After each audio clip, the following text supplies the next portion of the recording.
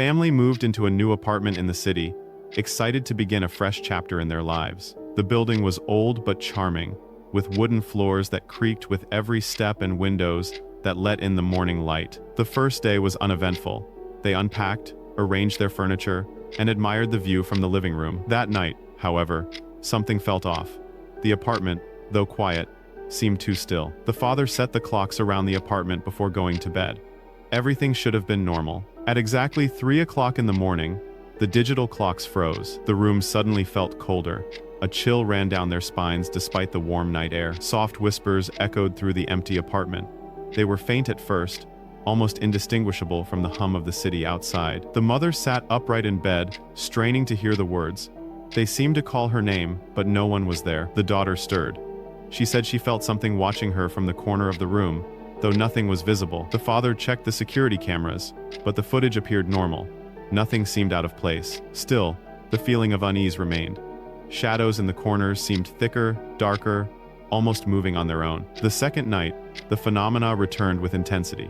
The clocks froze again at 3 o'clock. Lights flickered across the living room, creating long, distorted shapes on the walls. A photograph on the wall, perfectly aligned before, now tilted slightly. They swore no one had touched it. Footsteps echoed softly through the hallway, though the apartment was empty. The daughter whispered about a shadow she saw at the end of the corridor. It disappeared before anyone could get a closer look. The mother recorded the audio with her phone. When played back, faint, raspy words could be heard, almost pleading, almost threatening. "You shouldn't be here," the whisper said, repeating over and over. By the third night, fear had replaced curiosity. The family tried to stay awake past 3, but exhaustion overtook them. The father woke to find the front door locked from the inside, though no one had touched it. Objects began moving without explanation. Cups slid across tables. Papers floated off desks. Chairs shifted slightly. The daughter's bedroom door opened slowly on its own. She refused to enter, convinced someone or something was inside. Cameras caught fleeting glimpses of shadows darting across walls, moving too quickly to identify. The mother documented every occurrence in a notebook, noting the exact time, 3:00 a.m. She wrote about whispers, movements, chills, and the sense that someone was standing behind her, watching. Every night, the apartment seemed to grow darker, heavier, as if the air itself carried weight. Objects returned to their places during the day, giving the illusion of normalcy. But as night fell, the same pattern emerged. The clocks froze, the temperature dropped, the whispers returned. The daughter began drawing pictures of a pale figure she claimed appeared in the hallways. It had no features, only a shadowy shape, yet she insisted it was looking directly at her. The father dismissed it as imagination at first, but by the 5th night, even he could feel the presence. A cold hand brushed against his shoulder as he walked through the living room.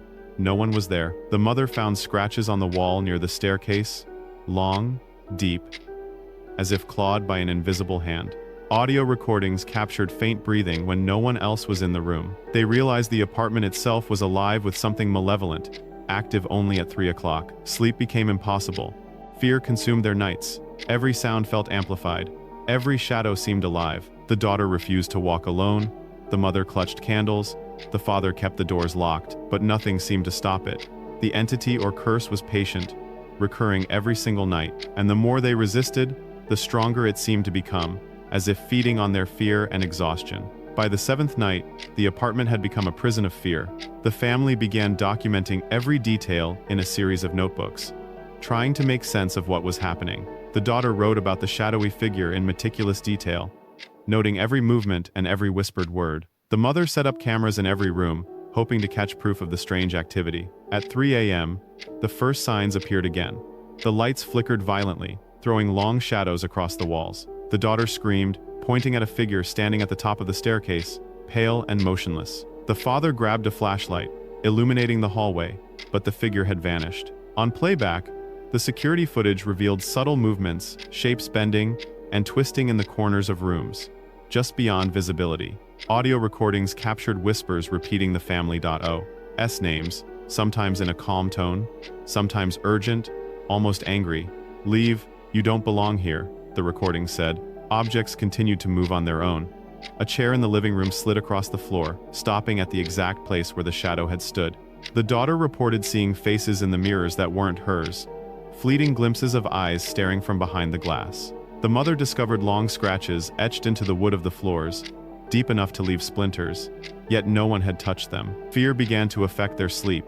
Every night, they were awake long before 3 a.m., anticipating the return of the presence. The father tried reasoning, suggesting it was stress, imagination, or electrical faults, but even he could no longer ignore the shadows. A recording captured the faint sound of footsteps pacing a hallway that had been empty for hours. Candles placed around the apartment would extinguish themselves at exactly 3 a.m., leaving the rooms in complete darkness. The daughter began speaking in whispers she claimed were from the figure, repeating words she didn't understand. She drew symbols on paper, she said, appeared in her dreams. Strange markings she insisted were warnings. The family tried leaving the apartment, but every door refused to open at the stroke of 3 a.m. The entity's influence seemed strongest at that hour, bending reality just enough to trap them inside. Footsteps followed them from room to room, echoing louder than should have been possible in such small spaces. The cameras captured fleeting glimpses of the figure standing behind the father, disappearing whenever he turned to face it. Recordings revealed whispering voices not present in the room during playback, layering over each other in a distorted harmony. The mother, desperate, began transcribing every word from the diaries and recordings, searching for a pattern or a warning. The daughter's drawings became increasingly dark, depicting a pale hand reaching out from the shadows toward her family. One night, the father woke to see a silhouette standing at the foot of his bed, watching silently. The mother heard laughter echoing from the kitchen, though the room was empty and the lights were off. The family realized the apartment was feeding on their fear, growing stronger and more aggressive with each night. Attempts to ignore the events failed. Every night, no matter where they went, the figure would find them. The daughter confessed she had begun seeing the shadow even during the day, always in reflective surfaces, windows, spoons, and glass doors. The father attempted to confront it, speaking into empty rooms, demanding the presence reveal itself. For a brief moment, the figure appeared, pale and still, eyes glowing faintly in the darkness. Then it vanished, leaving a chill that lasted long after the encounter. The mother noted that the recordings of whispers were growing louder, almost chanting, repeating the phrase, "Stay, forever." One night, the daughter awoke screaming.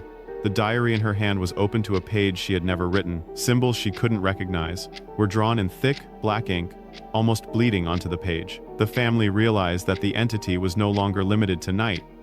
It was starting to infiltrate their reality. Even when the clock read other times, shadows moved independently of light and sound. The apartment had become alive, an active participant in the horror that was unfolding, and 3 a.m. was merely its crescendo. The mother's final recordings captured something unmistakable.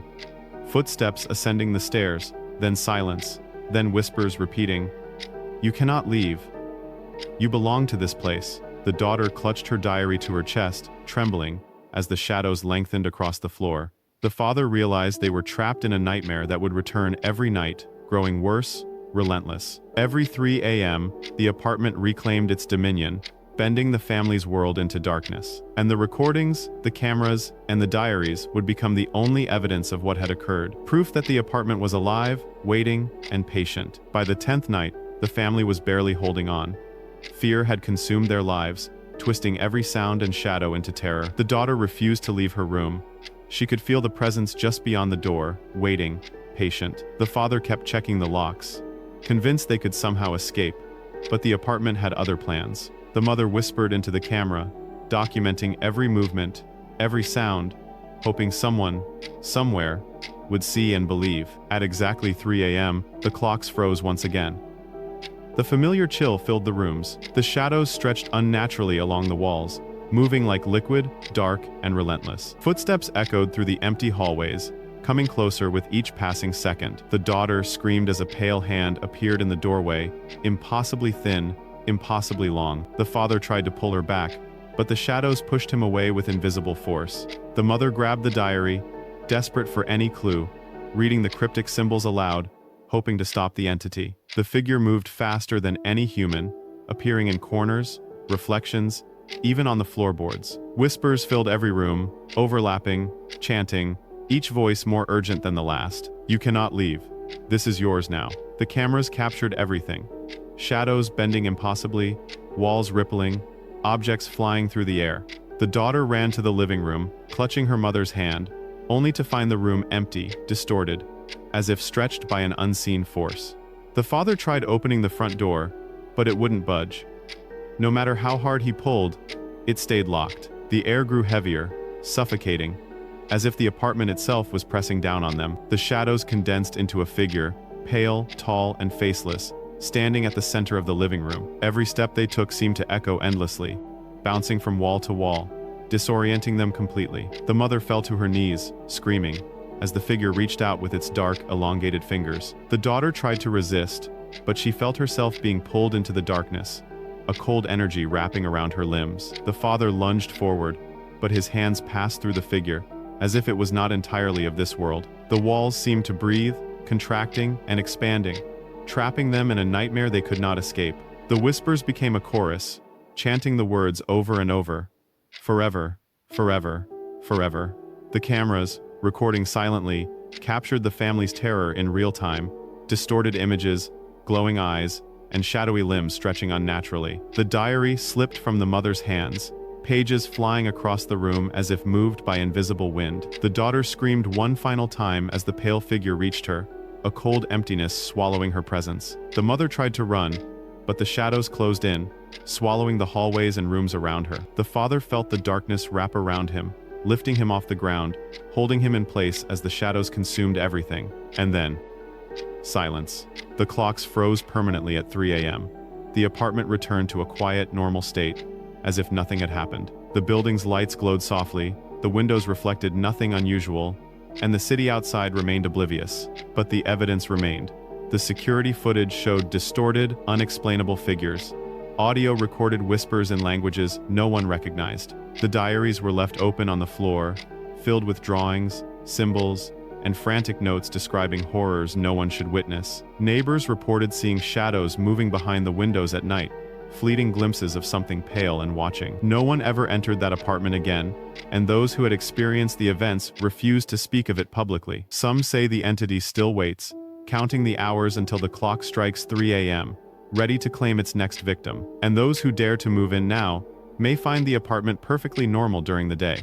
But when the hour comes, the darkness awakens, and nothing inside will ever be the same. The apartment at 3 a.m. is alive, patient, eternal, waiting. No one leaves unchanged, no one survives untouched. And the legend continues, whispered from those who dared to tell the story and warned others not to enter. Because once the clock strikes 3, the apartment claims what it wants, and fear becomes reality. The next tenant may never know the danger until it's too late.